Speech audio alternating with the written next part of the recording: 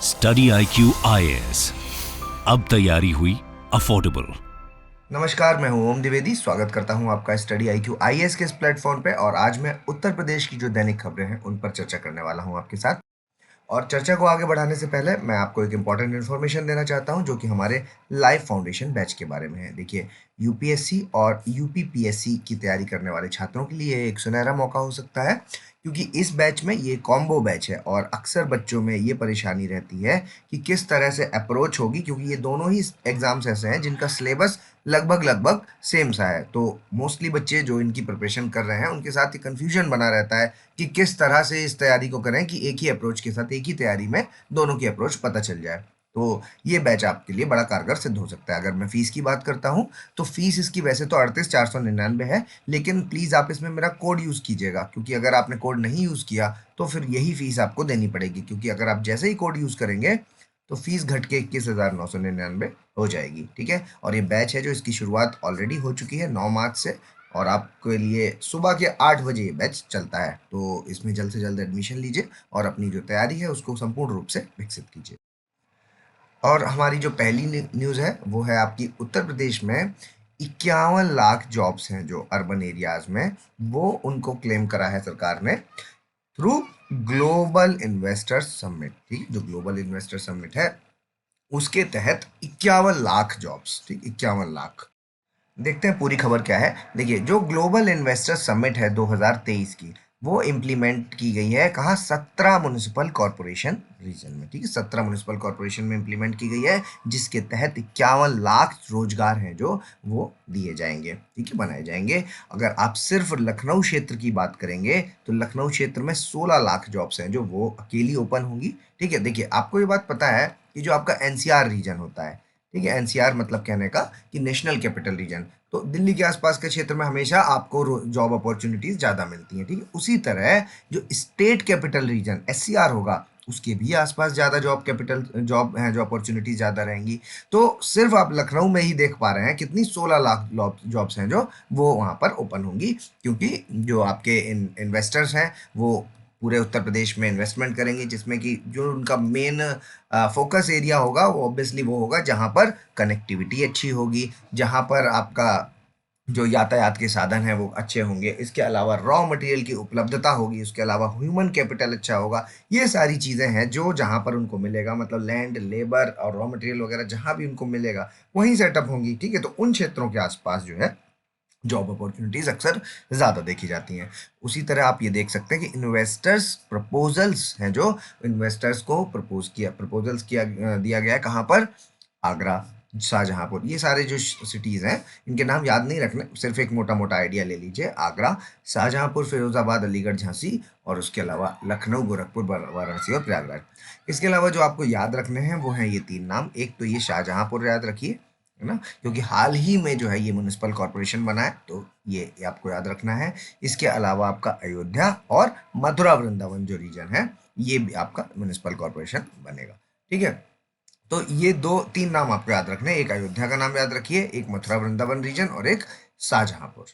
आगे बढ़, अगली खबर है हमारी कि power engineers call for strike. ठीक है, तो जो स्ट्राइक है आप देख रहे हैं, जब भी कोई स्ट्राइक होती है तो वो एक तरह से नुकसान होता है वहां पर। क्यों? क्योंकि लेबर है जो स्ट्राइक पे चली जाती है तो काम एक तरह से रुक जाता है, जिससे कि क्योंकि ये पावर सेक्टर है, एनर्जी सेक्टर, बिजली का क्षेत्र है, तो उससे क्या होगा कि बिजली की कटौती या ये सब चीजें हैं जो बढ़ेंगी। देखते हैं पूरी खबर क्या है।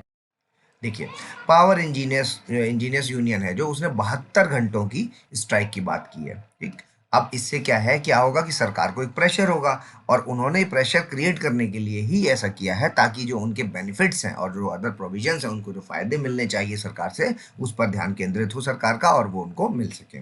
ठीक, इसके अलावा जो स्ट्राइक है वो हमेशा फाइनेंशियल कंडीशंस हैं जो कॉरपोरेशंस की वो खराब करती हैं। जैसा कि मैंने अभी आपसे कहा कि स्ट्राइक्स जो भी हैं वो एक नुकसान की तरफ इशारा करती हैं।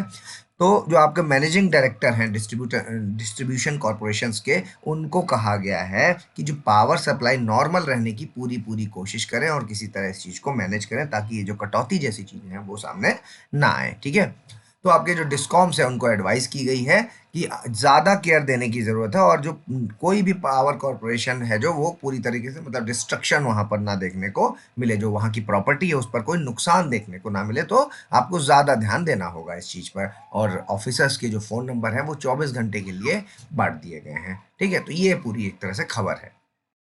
अगली खबर है आपकी S3N2 वायरस से संबंधित। देखिए, S3N2 वायरस अभी आजकल बहुत ज़्यादा चर्चा में भी है, क्योंकि देखिए कोई भी देखिए वायरस जो भी होगा उसकी कोई प्रॉपर दवा नहीं होती।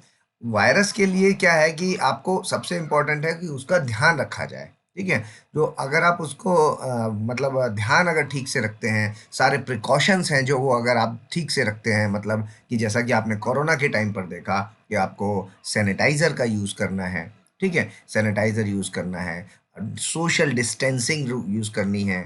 ठीक है, उसके अलावा आपको जो है सोशल डिस्टेंसिंग रखेंगे, मास्क का प्रयोग करेंगे। ठीक है, तो ये सारी चीज़ें क्या करेंगी, आपको क्या है उस वायरस से थोड़ा सा क्या बचाव की तौर पर देखी जाती है, तो बचाव ही यहाँ पर सबसे ज़्यादा कारगर होता है। ठीक, तो अब आगे बढ़ते हैं पूरी न्यूज़। देखिए, in the wake of rising H3N2 है जो वो बहुत ज़्यादा तेज़ी से फैल रहा है, तो उसके लिए हेल्थ अथॉरिटीज़ ने अलर्ट जारी कर दिया है। ठीक है, और ये जो आपका इन्फ्लुएंजा की तरह का जो वायरस है जिसकी वजह से क्या है काफ़ी ज़्यादा इलनेस हो रही है, तो उसके लिए सरकार ने कहा है ऑफिशियल्स को काफ़ी ज़्यादा इसके लिए निगरानी रखी जाए। ठीक है, और जितने भी मेडिकल फैसिलिटीज़ हैं उनको हाई अलर्ट पर डाल दिया है अबाउट S3N2 वायरस स्टेट के अंदर। और इसके लिए जो नोडल ऑफिसर है, एक अलग से नोडल ऑफिसर का अपॉइंटमेंट किया गया है जो कि नॉमिनेट किया जाएगा हर एक डिस्ट्रिक्ट में। ठीक, हर एक डिस्ट्रिक्ट में एक अलग नोडल ऑफिसर होगा जो स्पेशली S3N2 के लिए डील करेगा। ठीक है, तो ये पूरी खबर। अगली अगर हम इस पे अपडेट की बात करते हैं, तो देखिए जैसे अभी मैंने आपको कहा कि आइसोलेशन आपने कोरोना में भी देखा था, है ना, कि एक आइसोलेशन वार्ड बनाया गया था ताकि एक से दूसरे में ना फैले। तो इसके सिम्टम भी वही हैं सारे, है ना, सर्दी खांसी जुकाम, यही वाले जो सिम्टम नॉर्मल होते हैं जो, तो वही वाले हैं। तो इसके लिए अलग से देखिए 10 बेड हैं जो वो आइसोलेशन वार्ड बनाया गया है हर एक डिस्ट्रिक्ट हॉस्पिटल में। ठीक, ओपीडी है जो उनको भी सेपरेट रूम्स किया गया है ताकि जो है वो कांटेक्ट ना हो एक दूसरे का, डॉक्टर्स के बीच में भी, डॉक्टर और पेशेंट के बीच में भी एक डिस्टेंस मेंटेन रखा गया है। मतलब वो सारी चीज़ें जो आपने वास्तविकता में कोरोना के टाइम पर देखी हैं वो सारी यहाँ पर भी मेंटेन करने की कोशिश की गई है। उसके अलावा हेल्थ ऑफिसर्स ने पूछा है लोगों से कि आप मास्क के बारे में, जैसे मैंने अभी कहा आपसे कि मास्क वगैरह लगाएंगे, सोशल डिस्टेंसिंग रखेंगे, तो उससे क्या है ये चीज़ों से आप बचाव हो सकता है। और स्पेशल निगरानी की बात कही है वहाँ पर जहाँ पर बच्चे हैं, क्योंकि बच्चे और बूढ़े हैं ये इसके लिए थोड़ा सा ज़्यादा प्रोन होते हैं। ठीक है, तो बच्चे और बूढ़ों पर जहाँ पर हैं जिस एरिया में, वहाँ पे थोड़ा सा ज़्यादा निगरानी की बात कही गई है। ठीक है, अगली खबर है हमारी कि उत्तर प्रदेश में जो योगी सरकार है उसने एक प्लान है जो वो प्रिपेयर किया है स्टेट कैपिटल रीजन के लिए। ठीक है, on the lines of NCR. ठीक है, देखिए जैसा कि अभी मैंने कहा आपसे, जो नेशनल कैपिटल रीजन होता है वहाँ पर हमेशा जॉब अपॉर्चुनिटीज़, फैसिलिटीज़, ये सब चीज़ें हैं जो वो अक्सर ज़्यादा देखने को मिलती हैं। ठीक है,